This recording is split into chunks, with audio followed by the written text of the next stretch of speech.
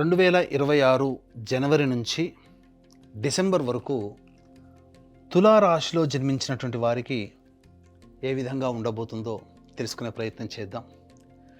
ముఖ్యంగా ఈ యొక్క తులారాశి వారు ఒక రకంగా కాదు, అన్ని రకాలుగా అదృష్టవంతులనే చెప్పవచ్చు.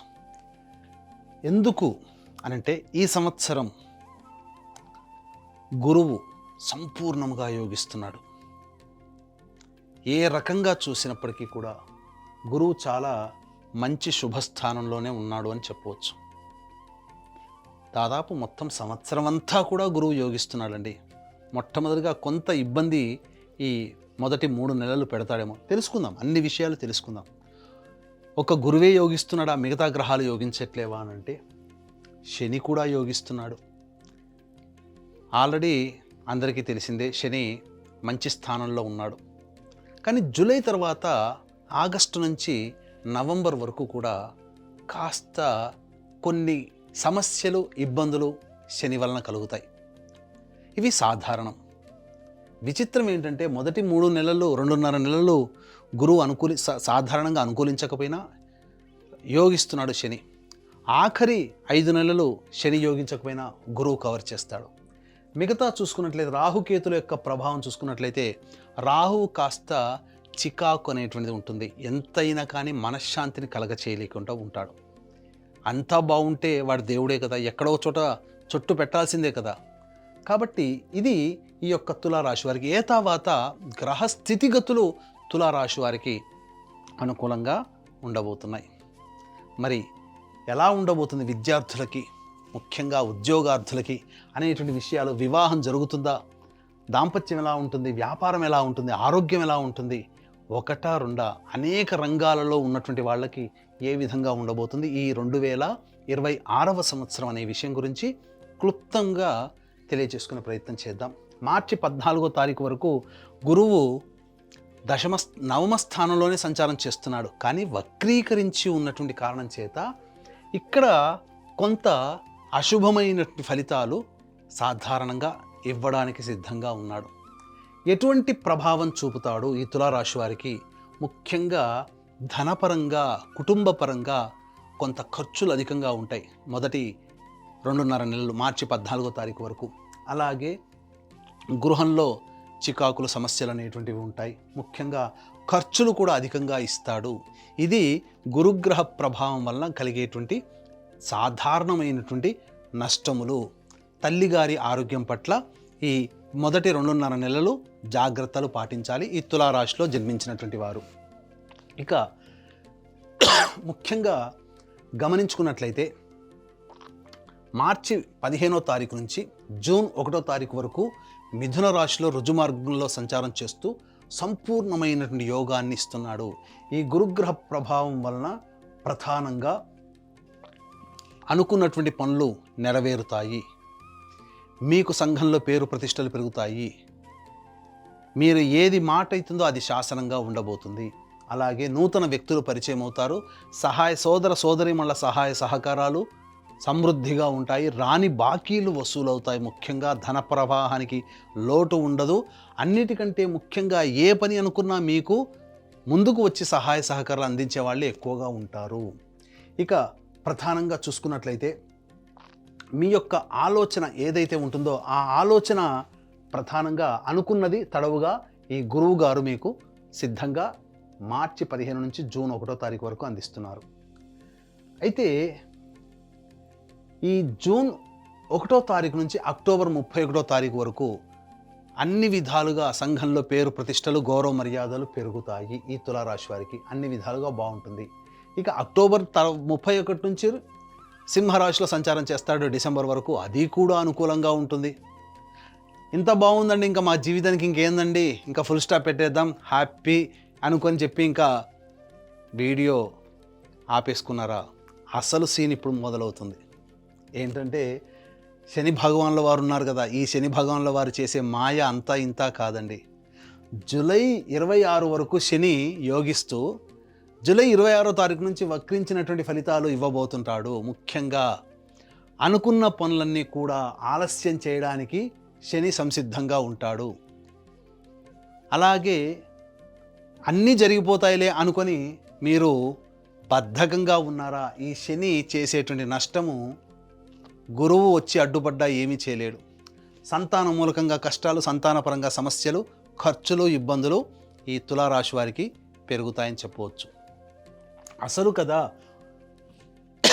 ఈ యొక్క శని ఏం చేస్తాడంటే గత జన్మలలో సంబంధం ఉన్నటువంటి వ్యక్తుల్ని పరిచయం తీసుకొస్తాడు. ఈ ఆగస్టు, సెప్టెంబర్, అక్టోబర్, నవంబర్ ఇక్కడ జాగ్రత్త పడాలి. ఈ 4 నెలల పాటు ఈ యొక్క తులారాశిలో జన్మించినటువంటి వాళ్ళు ఇక ఉద్యోగ సంబంధంగా ఎలా ఉంటాయి అనేటువంటి విషయాలని మనం ముందుగా తెలియజేసుకుందాం. విద్యార్థులకి మాత్రం చాలా మంచి స్థితిగతులు అనేటువంటివి ఉంటాయి. కాకపోతే మార్చి 14 వరకు గురువు అనుకూలంగా లేడు కాబట్టి మీరు 100% ప్రయత్నం చేస్తే 70% ఫలితాలు ఇస్తాడు. కాబట్టి ఎక్కువగా కష్టపడి 150% కష్టపడితే 100% ఫలితాలు మీరు సంపాదించుకోగలుగుతారు. కాబట్టి విద్యార్థులకి మాత్రం మార్చి 14 వరకు కాస్త జ్ఞాపక శక్తి తక్కువగా ఉంటుంది. చిన్న విషయాన్ని పక్కకు పెడతారు, ఏదో పెద్ద విషయాన్ని పట్టుకుంటారు, ఎగ్జామ్లో ఆ చిన్న విషయమే వస్తుంది, మీరు తప్పటడుగు వేస్తారు. కాబట్టి దేన్ని కూడా వదలమాకండి. అన్నిట్లో కూడా మీరు పరిపూర్ణంగా విద్యను అభ్యసించే ప్రయత్నం చేయండి. మిగతా తదనంతరం ఈ యొక్క మార్చి 14 వరకు పొందిన జ్ఞానము మీకు తదనంతరం రాసే పోటీ పరీక్షల్లో మిమ్మల్ని ప్రథమ శ్రేణిలో నిలుపగలుగుతుంది. విదేశీ యానము, కోరుకున్న యూనివర్సిటీలో మీకు ప్రవేశం లభిస్తుంది. అన్ని విధాలుగా విద్యార్థులకి మార్చి తరువాత బాగుంటుంది అని చెప్పవచ్చు. ఇక వివాహ విషయానికి వస్తే ఈ యొక్క తులారాశిలో జన్మించినటువంటి అవివాహితులకి వివాహము నిశ్చయమవుతుంది. అందులో ఏమాత్రం సందేహం లేదండి. వివాహ ప్రయత్నాలు మొదలు పెట్టుకోవచ్చు. మీరు దైవానుగ్రహాన్ని పొందే ప్రయత్నం చేస్తే వివాహము నిశ్చయమవుతుందని చెప్పవచ్చు. ఇక దాంపత్య విషయానికి వస్తే ఈ యొక్క సంబంధించినటువంటి జూలై మంత్ వరకు కూడా శని భగవానుడు యోగిస్తూ ఎటువంటి ఇబ్బందులు కలగచేయడు. కానీ ప్రేమికులు విఫలమయ్యే అవకాశము ఆగస్టు, సెప్టెంబర్, అక్టోబర్, నవంబర్లో కలుగుతుంది. ఆల్రెడీ వివాహమైనటువంటి వాళ్ళ మధ్య పొరపచ్చాలు వచ్చే అవకాశము ఆగస్టు మంత్ నుంచి ప్రారంభమవుతాయి. ఈ ఇయర్ ఎండింగ్ వరకు అవి కొనసాగుతాయని చెప్పవచ్చు. కాబట్టి దాంపత్య సమస్యలు రాకుండా లేదా వ్యాపార భాగస్వాములతో మధ్య పొరపచ్చాలు రాకుండా ఆగస్టు మాసం నుంచి మీరు కాస్త సంయమనం పాటించండి. ఆరోగ్య విషయంలో గనక చూసుకున్నట్లయితే మొదటి 2.5 నెలలు జాగ్రత్తలు పాటించండి. ఫుడ్ సంబంధముగా ఇబ్బందులు పడతారు. ఎసిడిటీ, గ్యాస్ట్రిక్ ట్రబుల్తో మొదటి 2.5 నెలలు జనవరి, ఫిబ్రవరి, మార్చి 14 వరకు ఇబ్బందులు పడతారు. దీనికి తగ్గట్టుగా దైవానుగ్రహం ఉంటుంది, పర్వాలేదు. కానీ జూలై తర్వాత కొంత అనారోగ్య సమస్యలు వీక్ అయిపోతారు. ఈ తులారాశిలో జన్మించినటువంటి వాళ్ళు ముఖ్యంగా సన్నబడిపోతారు. కాబట్టి జాగ్రత్తలు పాటించండి. అధిక ఆహారము తీసుకోవడం ద్వారా లేనిపోని అనారోగ్య సమస్యలు ఈ తులారాశి వారికి మార్చి 15వ తారీఖు నుంచి ప్రారంభమవుతుంది. కాబట్టి డైట్ కంట్రోల్ అనేటువంటిది చేసుకోండి. సంతాన విషయానికి వస్తే ఈ యొక్క తులారాశిలో జన్మించినటువంటి వారికి ప్రధానంగా మార్చి 15 నుంచి అక్టోబర్ 30వ తారీఖు వరకు గర్భవతులయ్యే అవకాశం ఉంటుంది. సంతానాన్ని పొందుతారు. మగవాళ్ళు సంతానవంతులు అవుతారు, ఆడవాళ్ళైతే గర్భవతులు కన్సీవ్ అవుతారు. అందులో సందేహం లేదు. అన్ని విధాలుగా సంతాన యోగ్యత ఈ తులారాశిలో జన్మించినటువంటి వారికి ఉంటుంది. ఇక రాజకీయ రంగంగా చూసుకున్నట్లయితే మొదటి 6 నెలలు అద్భుతంగా ఉంటుంది. కాబట్టి ఏ ప్రయత్నం చేసినా ఈ మొదటి 6 నెలల్లోనే మీరు ప్రయత్నం చేయండి. తద్వారా మీకు ఒక నామినేటెడ్ పోస్ట్ అనేటువంటిది వస్తుంది. ఆగస్టు నుంచి మీరు ఆశించి భంగపడడం, ఖర్చులు అధికంగా అవ్వడం తప్ప ప్రయోజనం అనేటువంటిది ఉండదు. ఏదైనా జూలై లోపలనే మీరు సాధించుకునే ప్రయత్నం చేస్తే రాజకీయ రంగంలో ఉన్నటువంటి వాళ్ళకి ప్రజాదరణ ఉంటుంది. కాబట్టి మంచిగా చక్కగా సాధించుకోగలుగుతారు, ఏదైనా పోస్ట్ పొందగలుగుతారు.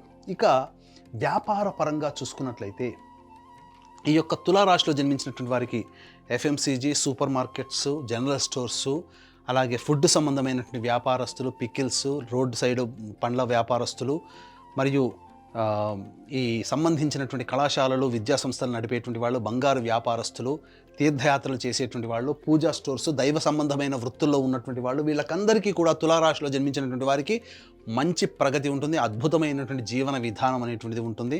తద్వారా మంచి స్థితిగతులు పొందుతారు. అలాగే చర్మ సంబంధము, ప్లాస్టిక్ ఇండస్ట్రీ, అలాగే ఇనుముతో కూడుకున్నటువంటి వ్యాపారస్తులు, గ్రౌండ్ ఆయిల్స్, పెట్రోల్ సంబంధించినటువంటి ఆయిల్స్, అలాగే ఎడిబుల్ ఆయిల్స్ రంగంలో ఉన్నటువంటి వాళ్ళు, ఇటుక, మట్టి, ఇసుక, కంకర వ్యాపారస్తులు ఎవరైతే ఉంటారో వీళ్ళకందరికీ కూడా ఈ యొక్క జూలై మాసం వరకు అద్భుతంగా ఉంటుంది. తరువాత మాత్రం వ్యాపార విస్తరణకి అనుకూలంగా కాదు ఇంతకుముందు చెప్పినటువంటి వ్యాపారస్తులకి.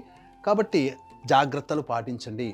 ఇక ఈ యొక్క తులారాశిలో జన్మించినటువంటి కళారంగంలో ఉన్నటువంటి వాళ్ళకి అద్భుతమైనటువంటి ప్రగతి ఉంటుంది. కొత్త కొత్త ప్రాజెక్టులు మీరు ఊహించరు, మిమ్మల్ని ఆశ్చర్యానికి గురి చేసే ప్రాజెక్టులో మీరు భాగస్థులవుతారు. ఒక మేజర్ రోల్ అనేటువంటిది మీరు పొందబోతున్నారు.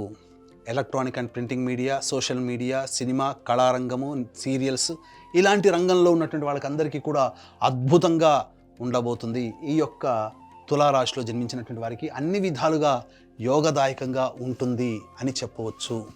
ఇక ఈ యొక్క తులారాశిలో జన్మించినటువంటి స్త్రీలకి ప్రధానంగా గౌరవ మర్యాదలకి ఎటువంటి లోటు ఉండదు.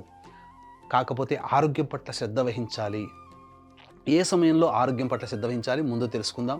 అలాగే వ్యాపారం చేస్తున్నటువంటి స్త్రీలకైతే మంచి పలుకుబడి పెరుగుతుంది, రాని బాకీలు వసూలవుతాయి, అలాగే గౌరవ మర్యాదలకి లోటు ఉండదు. ఇప్పటి వరకు మిమ్మల్ని దూరం పెట్టిన వాళ్ళు మిమ్మల్ని ప్రేమించడం మొదలు పెడతారు. కుటుంబ సభ్యులు మీ మాటకి విలువిస్తారు. కోల్పోయిన చోటే గౌరవాన్ని తిరిగి పొందుతారు. సంస్థల్లో ఉన్నత పదవిని పొందే అవకాశం ఉంటుంది. అన్ని విధాలుగా ఈ యొక్క తులారాశిలో జన్మించినటువంటి స్త్రీలకి మంచి భవిష్యత్ అనేటువంటిది ఈ సంవత్సరం 2026లో ఉండబోతుంది అని చెప్పవచ్చు.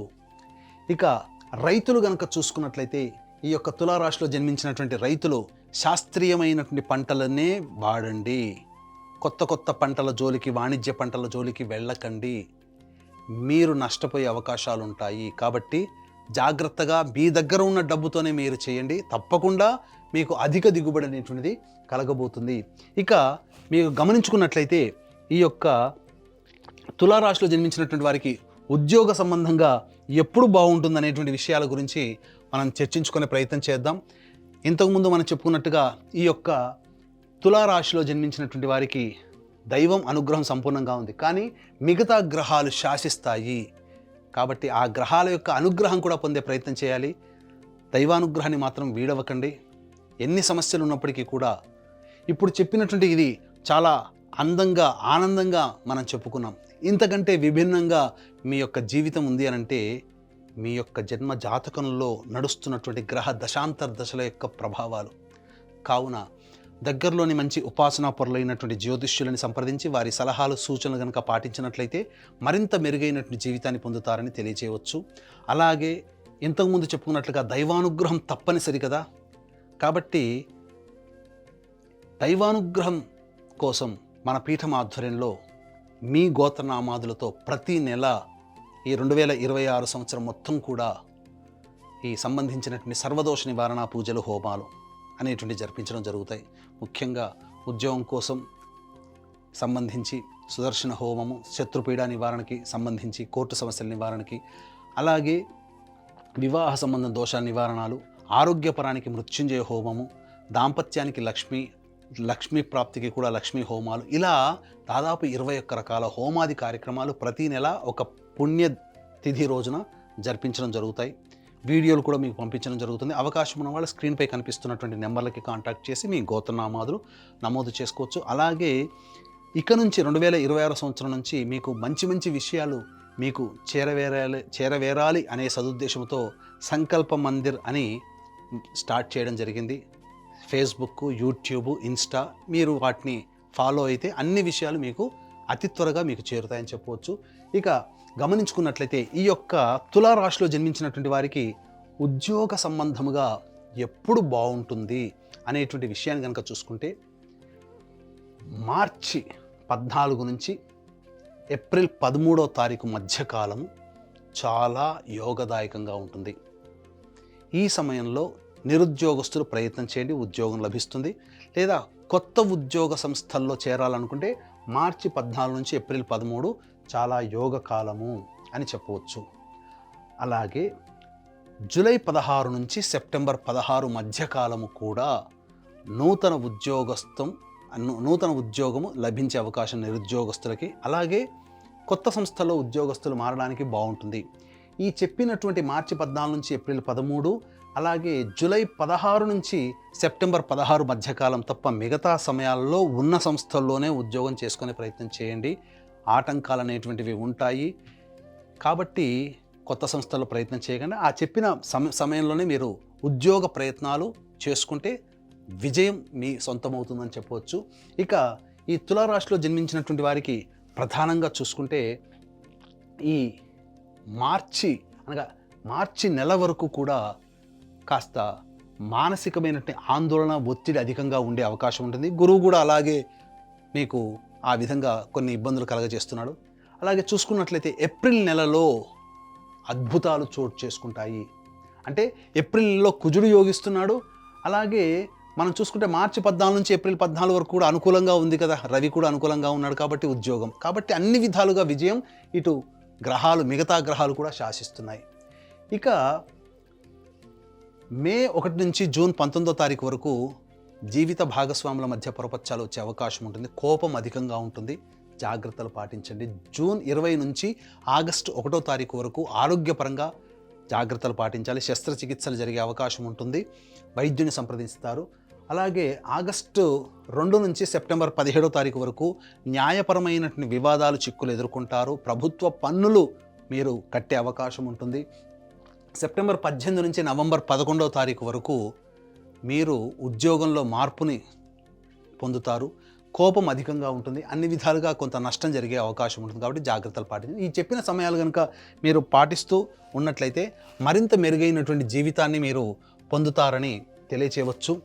అలాగే తర్వాత చెప్పొచ్చేది ఏమిటంటే, ఇప్పుడు ఈ యొక్క తులారాశిలో జన్మించినటువంటి వారికి సమస్యలు ఉంటున్నాయని చెప్పుకున్నాం కదా. ఈ సమస్యల పరిష్కారం కోసం ప్రతిరోజు కూడా సర్వదేవకృత లక్ష్మీ స్తోత్ర పారాయణము, అలాగే దత్త కవచము లేదా దత్తాష్టకం, ఇవి రోజుకి 3 సార్లు పఠించండి. తప్పకుండా మీకున్నటువంటి సమస్యలు అనేటువంటి పరిష్కారం అవుతాయి. ఇవి దైనందిన జీవితంలో వచ్చే సమస్యల పరిష్కారం కోసం. ఇప్పుడు చెప్పినటువంటి వాటికంటే కూడా ఇంకా ఎక్కువగా సమస్యలు ఎదుర్కొంటున్నారంటే, ఎలాగో మన పీఠం ఆధ్వర్యంలో జరిగే సర్వదోష నివారణ పూజల హోమాల్లో ఆ సంవత్సరం మొత్తం కూడా జరిగే కార్యక్రమంలో మీ గోత్రనామాదులు నమోదు చేసుకోవచ్చు.